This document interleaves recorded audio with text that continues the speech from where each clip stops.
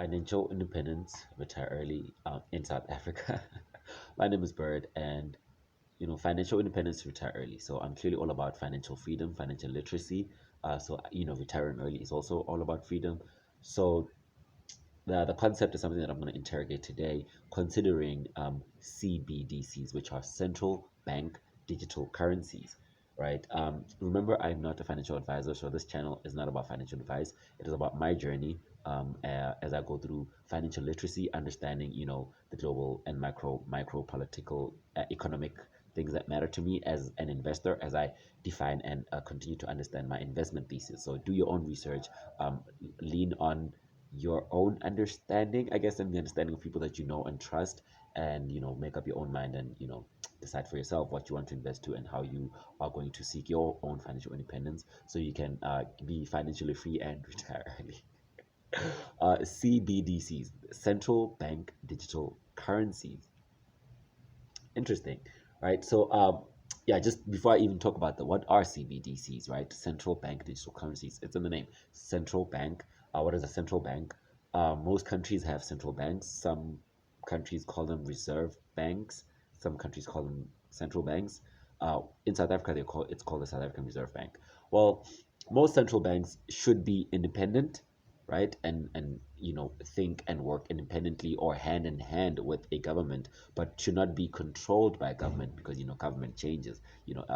The government of the day is dependent upon who wins the election, and their opinion and their political ideology and their economic ideology usually permeates the country for as long as they're in power. But typically central banks should be independent, even though they work hand in hand with the government, and should also be focused on the development of the country. So central banks or reserve banks is where the country would print its currency. So central banks are responsible for the money flow in most countries. They're responsible for interest rates, for the rates that at which banks borrow each other money, and they're also directly and indirectly responsible for employment, right? Unemployment or employment. They're also directly and indirectly responsible for the general development of the country, because they decide who gets funded, what gets funded, and at what rate, who owes who how much, and things like that. So central banks should be independent, but in our country, our central bank, I think, is a satellite of the American and the British Reserve and central banks. But again, most the central banks should be independent, right? Even though they should work hand in hand with the government, but they should also work hand in hand with the government for the benefit of the population, right? They should work hand in hand for the benefit of the population. But again, they print the money, they control the money flow, they control the interest rates, and they also kind of directly and indirectly control the employment levels and the development levels of the country. So, what then is a digital currency?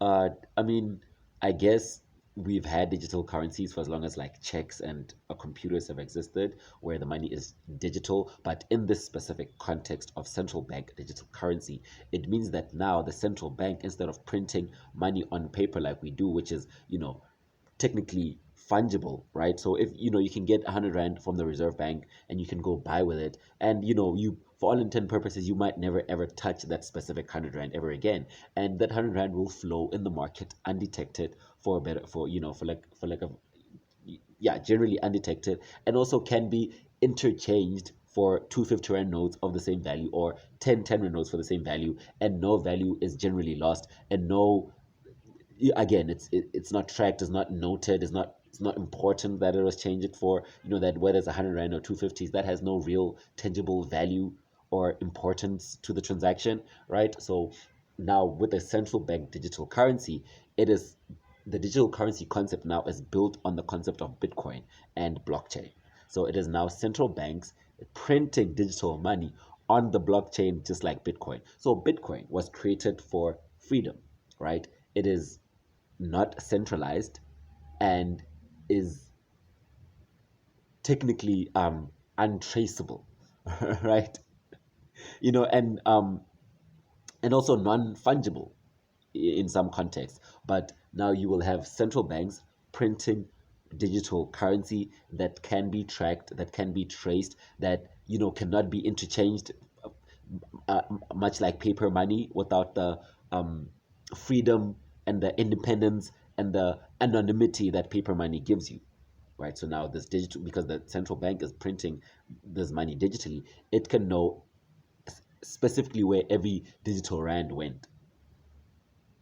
Which means what? Which means, in my understanding, right, once the central bank is responsible for printing money, all of it digitally, right, and creates a digital currency, then the central bank or the country or the politician in charge of the country now controls to a larger extent how much money flows into the country or how much money flows into the country's economy and who has access to it, who's spending it on what, and who can or cannot spend it on what. So I think I've generally broken down the concept of a central bank digital currency, which is based on blockchain and is built digitally, much like Bitcoin and other digital currencies, and not necessarily just having money in your bank, because money is digital in your bank. But now a central bank digital currency is a CBDC, a digital currency that is printed specifically on the blockchain, um, in a non-fungible in a non-fungible manner, you know, and yeah, is 100% controlled by the politician of the day. Because if everything is digital, if all money is digital, if the central bank controls and can track everywhere that the money is flowing, they can then pull, stop, push, you know, every rand or cent or dollar or pound and control everywhere it goes. So if this was 1945 Germany and you were of a specific belief, caste, color, race, creed, then the central bank could immediately switch off all your access to the financial system, right? Or if we're in 2020, and depending on which country you're at, whether or not you believe in completely locking down the country for COVID, or whether you want to give other kind of ways of dealing with COVID a chance, then you get immediately blocked out of the financial system, and you have no access to. And we've seen this happen with just how America controls the dollar. The moment you disagree with America and the dollar, they have all the power to come in, for at some level take every dollar in your possession, and now you can't participate in the global economic system. And thank God for Russia and India building alternative version to SWIFT banking system. But that is exactly what central bank digital currencies will do.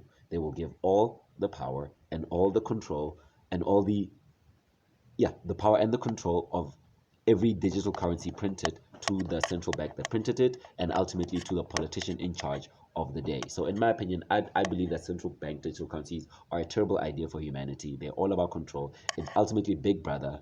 That is the clearest form of Big Brother 1984 George Orwell dystopia that we will reach. Because once all money is digital and all money is a CBDC, then the politician of the day has full control of everything that you buy, everything that you sell, everything that you do with your money, everything that you save, everything that you spend, whoever you give your money to. And I mean, just imagine right now if you're going to get a job, or you're going to, like, I mean, I guess, yeah, marriage, you should do that in a marriage. But imagine you go get a job and they say, you want every specific trace of everywhere you've spent money and who you've given your money to. So whether you spent it on your card, or whether you spent it cash, whether you've given it to friend, cousin, whoever, we want to know specifically everywhere you've spent your money. And now we will decide, you know, depending on your financial behavior, how valuable we think you will be to this company. And we know China has some aspects of it, right? And they have social credit systems.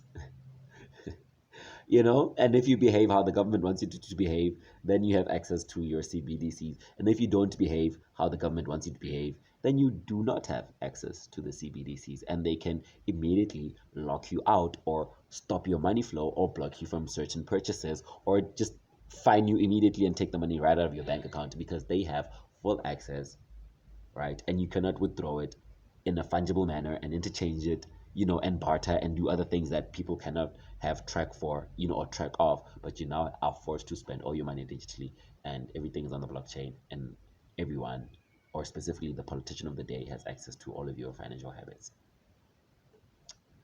Yeah.